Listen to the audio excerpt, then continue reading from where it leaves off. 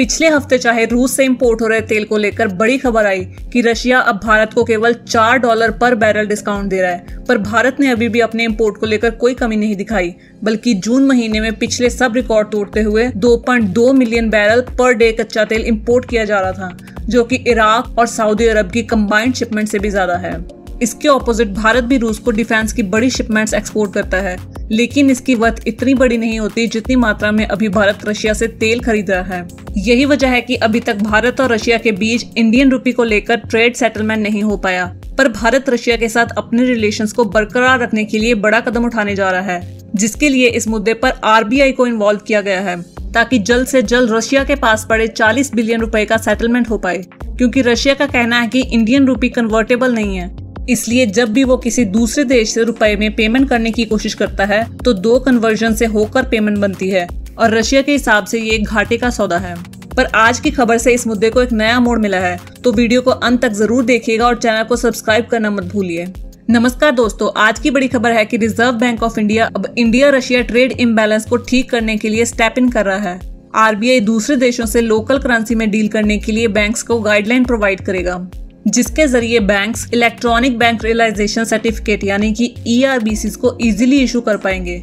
आप ERBCs के बारे में नहीं जानते तो बता दें कि जब कोई गुड्स या सर्विसेज भारत से बाहर एक्सपोर्ट की जाएंगी तो बैंक्स को पेमेंट रिसीव होने पर ERBC डॉक्यूमेंट इशू किया जाएगा, जो कि ट्रांजैक्शन को सर्टिफाइड करता है। इसके अलावा RBI नई लिबरल स्टैंडर्ड ऑपरेटिंग प्रोसीजर यानी कि SOP शुरू करने जा रही है, जो कि ERBCs को जनरेट करना आसान बना देगी।